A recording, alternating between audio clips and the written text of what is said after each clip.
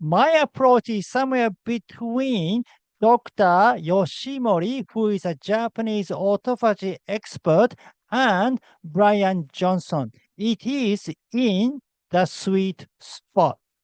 The autophagy expert routine versus mine. Biohacking edition. That's something I'm going to talk about today, so stick around. Hi, my name is Sachiaki Takamiya, a 62-year-old biohacker based on Japanese natural health and the author of Ikigai Biohacking. In the last video, I shared with you about Dr. Tamotsu Yoshimori, who was one of the assistant researchers of Dr. Yoshinori Osumi, who is the 2016 Nobel Prize winner in physiology or medicine by discovering the mechanism of autophagy. And Dr. Tamotsu Yoshimori accompanied him when the Dr. Osumi received Nobel Prize in Norway. And recently, Dr. Tamotsu Yoshimori has been more vocal on the topic of autophagy in Japan, and he has published many books. So now he is a leading authority on autophagy research in Japan. And I shared with you his daily routine, which wasn't so special compared to a hardcore biohacker's routine. Yet it is good enough and it was doable for many people, especially for busy people. This routine was easier to duplicate. Having said that, if you've been watching this channel, you may have felt this is a little too simple and you wanted more. So today, I will share with you the biohacking edition, which is basically my routine. Now, when I say biohacking, I don't mean like the routine of Bryan Johnson. It is Ikigai biohacking, which is different from regular biohacking. For example, I don't take any supplement, no supplements at all. And it is a lot more easygoing than Bryan Johnson's approach. It is somewhere between Dr. Yoshimori's approach and Bryan Johnson's approach. So my routine is in the kind of sweet spot.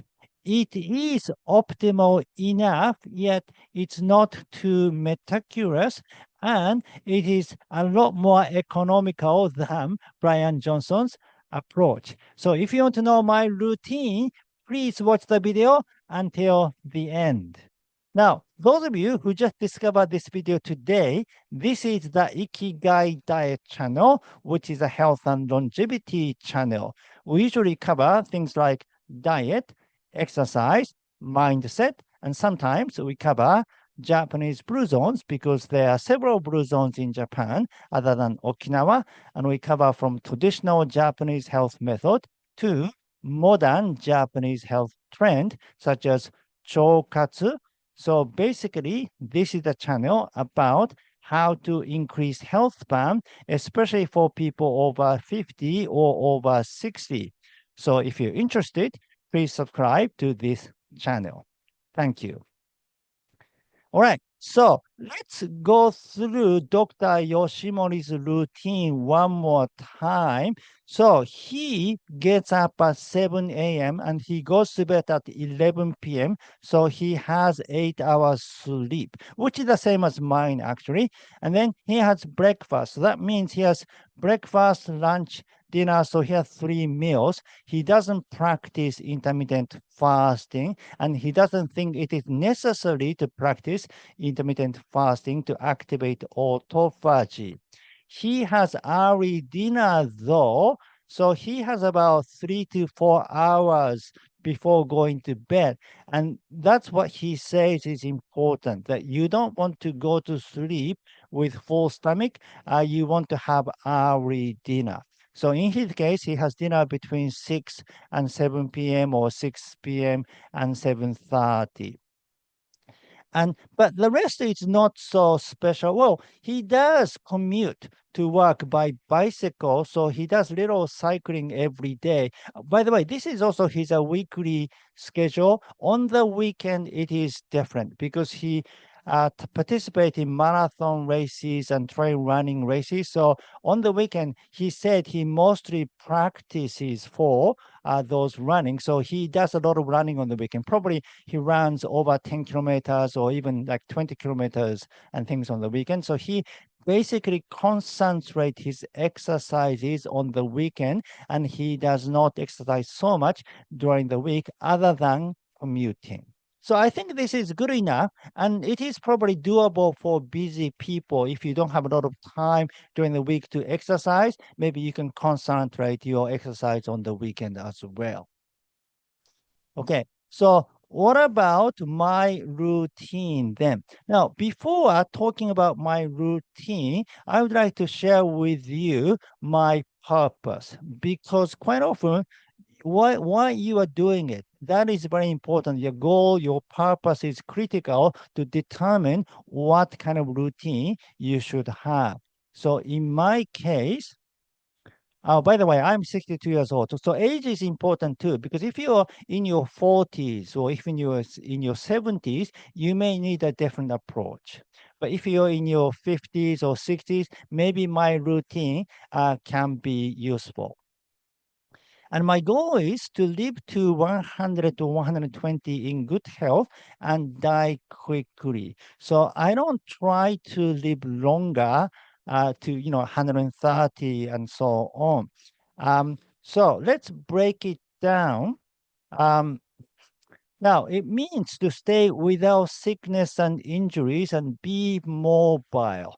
So, I don't need to be athletic after reaching 100 years old. I mean, some people want to still be able to run and things, but I mean, if I can walk around, that is sufficient for me. So, I'd like to be mobile, meaning I'd like to be able to carry on with my daily tasks, such as walking around the house, maybe walking to the nearest store and so on, but not doing any athletic activities.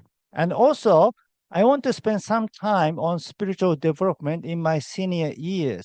Now, this is a little different from other biohackers. So one of the reasons why I am not interested in expanding my lifespan is I think this is a sort of natural cycle for human. And then I don't think death is the end of everything. So I don't know whether there's a life after death or not, but that is something I believe. And in case if there is a life after death, I want to prepare for it. And seniors years are a very critical time to prepare for your death. So you want to improve your soul condition as much as your physical condition. Now, this is important because there are trade-offs. You don't have enough time to do everything, so you need to set your priority. And in my case, I prioritize spiritual development over having a perfect health condition. I mean, I want to be healthy, but it doesn't have to be perfect. If I have time and energy to spare, then I want to spend more time on spiritual growth. And then let me share with you my athletic background or health background in general, because this is also critical. Where you are at now determine your regimen. In my case, I haven't been an athlete or anything like that, but on and off, I've been doing some kind of athletic activities. Like in my teens, for example, I did sports. I played volleyball in junior high school and I played soccer in high school. So between age 13 to 18, I did some kind of sport, which is very critical because if I go running or push-ups or something, my kind of body remembers back in my high school time. So it's not too hard for me. I mean, in the beginning, it was a little difficult, but once I got used to it, it became sort of natural because I have this experience. Well, in my 20s, I didn't really do much exercises up until late 20s. So in my late 20s and 30s, on and off, maybe about 5 years, I went to the gym regularly. I went to the gym 3 times a week. But then I think around 40, I stopped going to the gym completely. So I didn't do any exercises in my 40s and 50s. Um, Having said that, I kind of walked a lot throughout my life. Even when I didn't exercise, I kind of walked. So I was doing some kind of movement.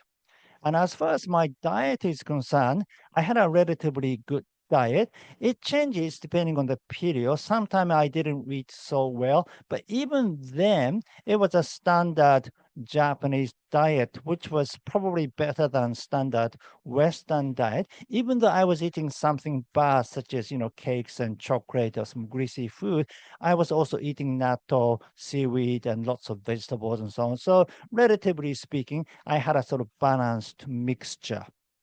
And I sort of started Satuyama lifestyle, which is sort of country, like rural lifestyle, like doing gardening and stuff in my late 40s.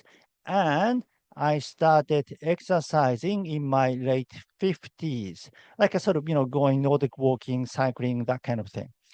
So this is my background. So it's not too bad. I mean, probably I would say I have been more athletic than regular people, but compared to some other people, like Dr. Peter Tia, I mean, he's been a more like a professional athlete. I mean, he's done some long distance swimming and cycling and everything, and throughout his life, he has been a lot more athletic than I have been. So then that's a completely different sort of thing. So you get the idea, right? So my regiment is based on this athletic background and my purpose.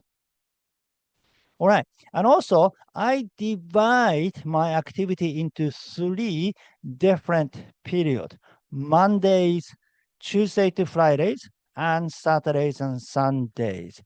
For example, on Mondays, I practice 36-hour fasting, and that's the only day I practice fasting.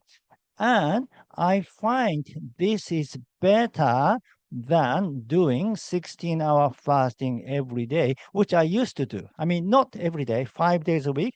I used to practice 17-hour fasting. But I discovered that involved breakfast skipping, and you have only 2 meals a day. And then I realized it was important to ingest some nutrient in the morning, such as protein and fiber. People often talk about protein, but not so much about fiber. But fiber is very important, especially in the morning, for your gut microbiome as well.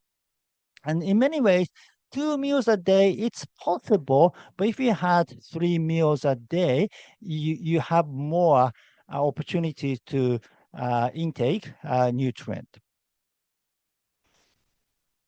So now, so I practice fasting only on Mondays, but Tuesday to Fridays, I practice 14 hours fast with 3 meals.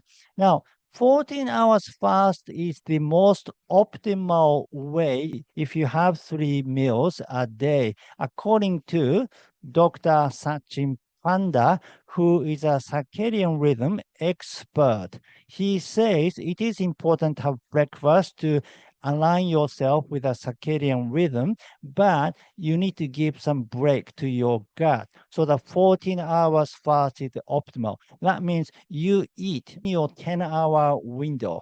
In my case, I eat between 9 a.m. and 7 p.m.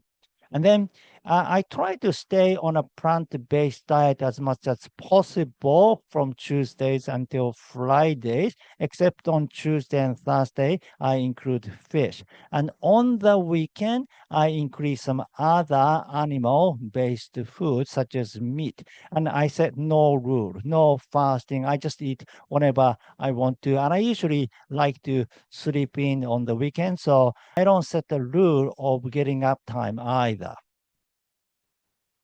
Okay, so my morning routine from Monday to Friday. So I get up at 7 a.m.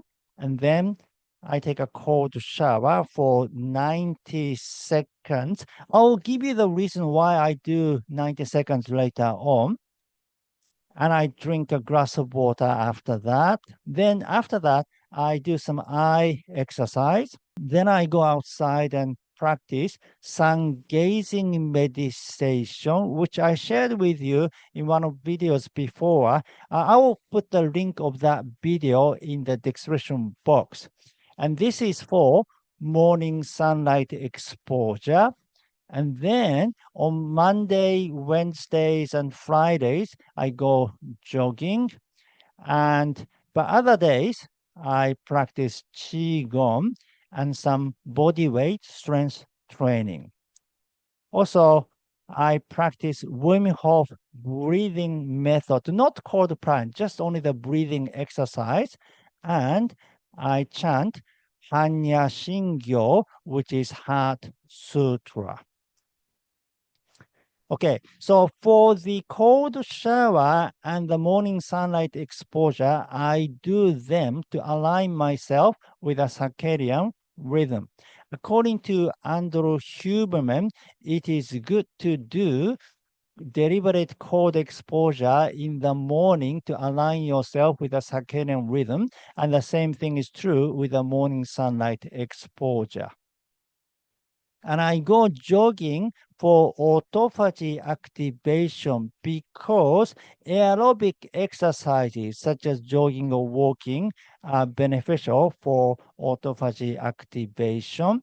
And so usually I go jogging for about 45 minutes, but on Wednesday, just once a week, I go jogging for 60 minutes because if you do some kind of aerobic exercise for 60 minutes, you can activate autophagy as much as practicing 72 hours fasting, which is wonderful.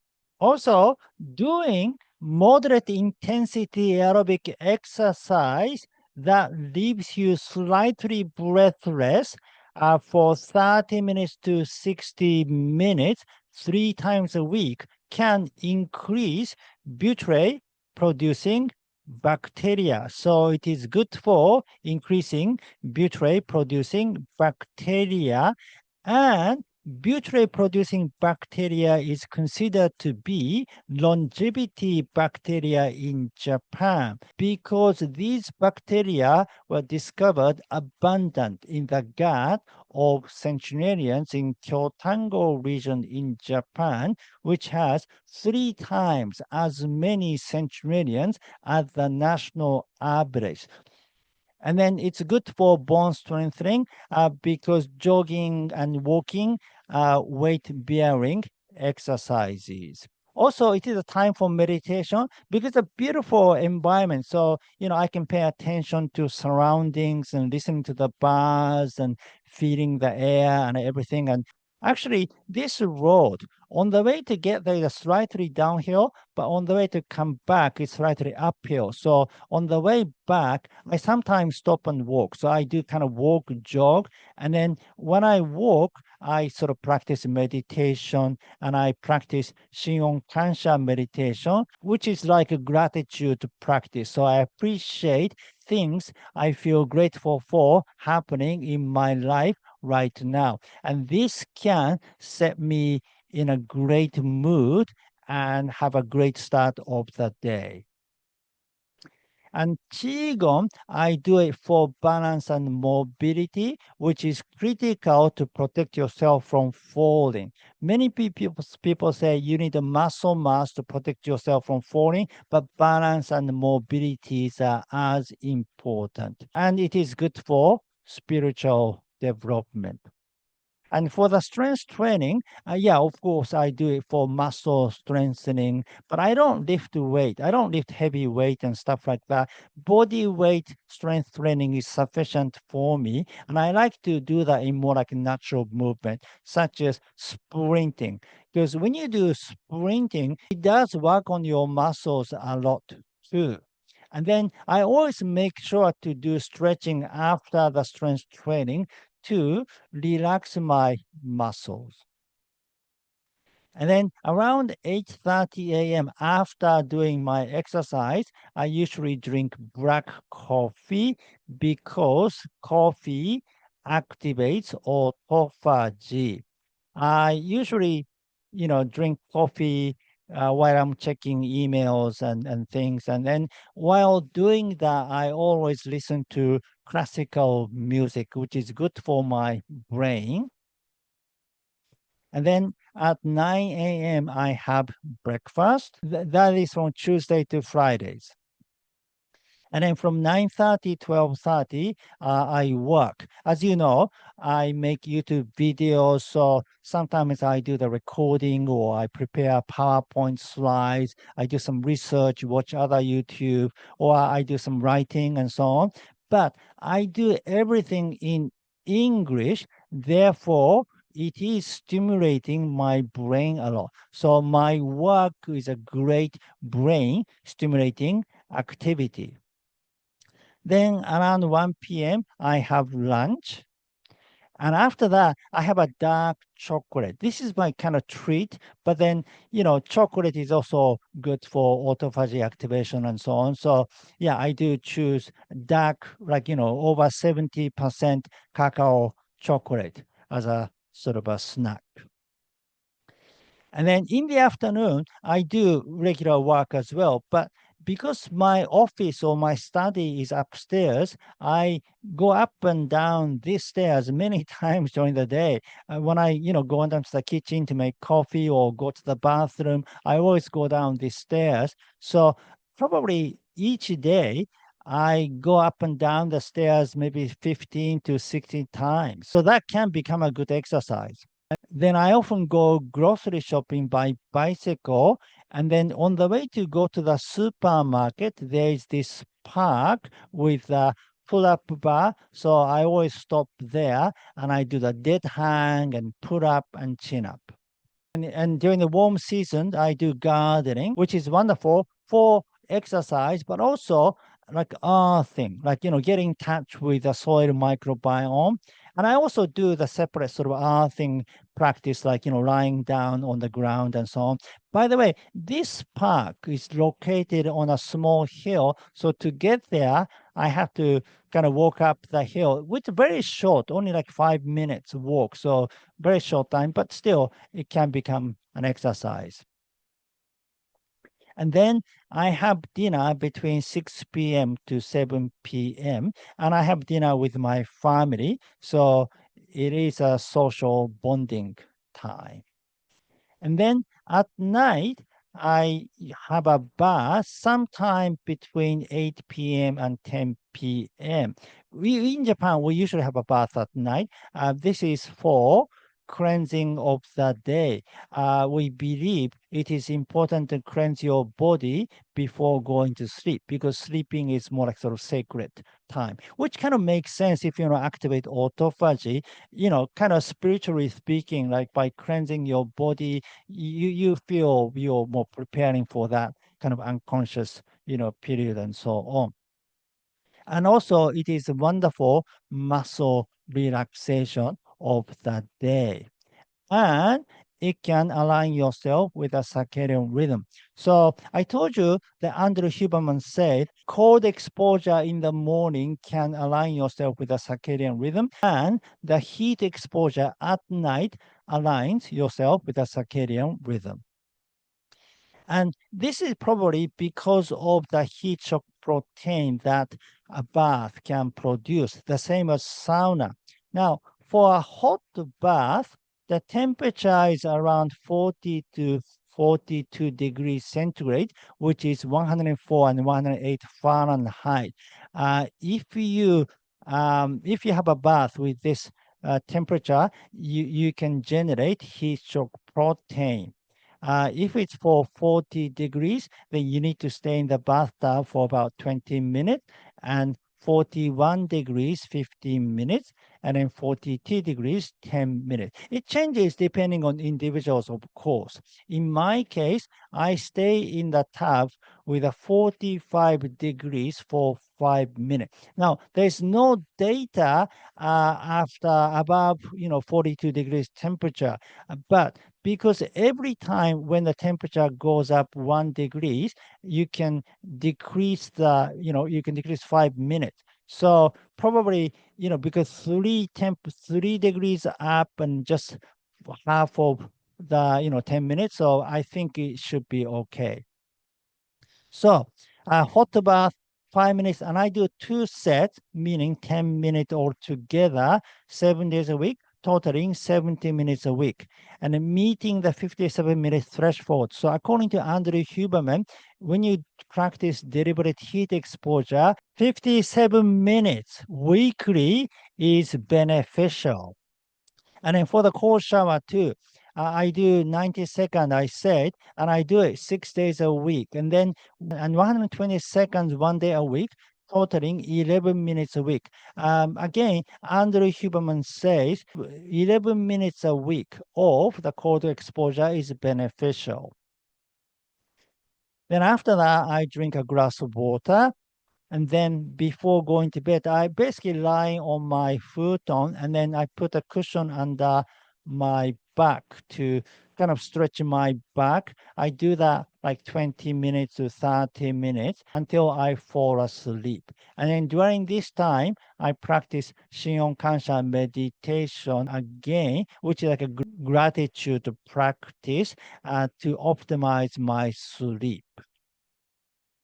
So I go to sleep at 11 p.m. That means 4 hours after dinner. And so that means I sleep for 8 hours because I get up at 7 a.m. Now, so 8 hours is important, but also this timing, 11 p.m. to 7 a.m. According to Dr. Matthew Walker, who is a sleep expert, you should be sleeping between 11 p.m. and 4 a.m. For example, from 8 p.m. to 4 a.m., or 9 p.m. to 5 a.m., 10 p.m. to 6 a.m., or 11 p.m. to 7 a.m. So my pattern is the last pattern. So if I sleep between 11 p.m. to 7 a.m., I am sleeping this precious hour between 11 p.m. and 4 a.m. And then I turn all the lights off and I sleep. But I don't do anything else to optimize my sleep. I mean, I don't use a specific pillow or a specific type of mattress or, adjust temperature. Bryan Johnson, he adjusts the sort of temperature and thing. And I don't think that is necessary, or I don't think it is good for us to adjust temperature. I won't go into detail today. I'll make another video about my natural approach, why I avoid using supplement and so on. And then for alcohol, I don't drink during the week to optimize my sleep.